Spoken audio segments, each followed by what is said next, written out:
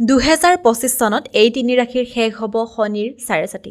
এতিয়া যদি আপুনি ভাবি আছে আপোনাৰ শনি আছে, ৰাশিগতভাৱে আমাৰ মানুহবোৰৰ কি হয় চাৰিত্ৰিক কিছুমান বৈশিষ্ট্য থাকে বা ৰাশিগতভাৱে আমাৰ ভাল দিন বেয়া দিন আমি চাব পাৰোঁ। এনেকুৱা তিনিটা বিশেষ ৰাশি আছে যি তিনিটা ৰাশিৰ ওপৰত শনিৰ চাৰে চাতিৰ প্ৰভাৱ আছিল, যাৰ ফলত তেওঁলোকৰ জীৱনত বিভিন্ন ধৰণৰ সমস্যাৰ সৃষ্টি হৈছিল। আমি কওঁ যে কি হয় কৰ্মফল দাতা শনি। শনি যেতিয়া আপোনাৰ জীৱনত আহিব তেতিয়া কি হয় কেৱল আপুনি কৰ্মফল পাব। আপুনি বেয়া কৰ্ম কৰিছে বেয়া ফল পায়, আপুনি ভাল কৰ্ম কৰিছে ভাল ফল পায়। তেনে ক্ষেত্ৰত এতিয়া তিনিটা ৰাশিৰ কাৰণে খুব ভাল হ'বলৈ গৈ আছে, কাৰণ এই তিনিটা ৰাশিৰ পৰা শনি আঁতৰিব।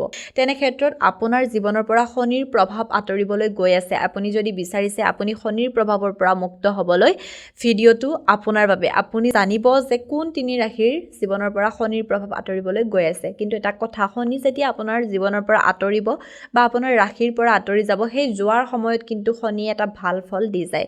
আপোনাৰ থকাৰ সময়খিনিত যিখিনি বেয়া হ'ল বা যিখিনি আপুনি কৰ্ম কৰিলে তাৰ এটা কিন্তু ভাল ফল শনিয়ে আপোনাক দি যায়। গতিকে আপুনি ভাল ফলো পাব, শনি আপোনাৰ ৰাশিৰ পৰা আঁতৰিও যাব, লগতে আপোনাক ভাল ফলো দি যাব। এতিয়া আমি জানিম যে শনিয়েনো কোন কোন ৰাশিৰ পৰা আঁতৰি যাব।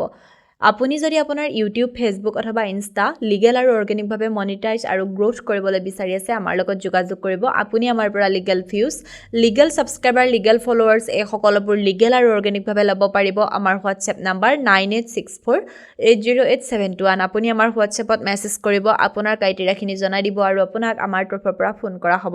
গতিকে এনেধৰণৰ সুবিধা বিচাৰি থাকিলে দেৰি নকৰি এতিয়া আমাৰ লগত যোগাযোগ কৰক। এতিয়া আমি জানিম 2025ত শনি কোন তিনিটা ৰাশিৰ পৰা আঁতৰি যাব। তাৰে প্ৰথম ৰাশিটো হৈছে মকৰ ৰাশি।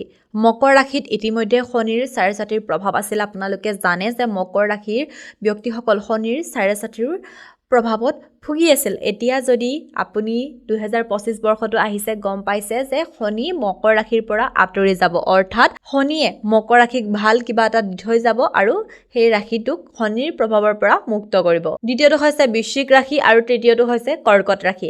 এতিয়া 2025ত এই তিনিটা ৰাশি শনিৰ চাৰে চাতিৰ প্ৰভাৱৰ পৰা মুক্ত হ'ব। এতিয়া আপোনাৰ ৰাশিকেইটা যদি আছে, আপুনি নিশ্চিন্ত হৈ থাকক যে আপোনাৰ 2025 বৰ্ষটো খুব ভাল হ'বলৈ গৈ আছে।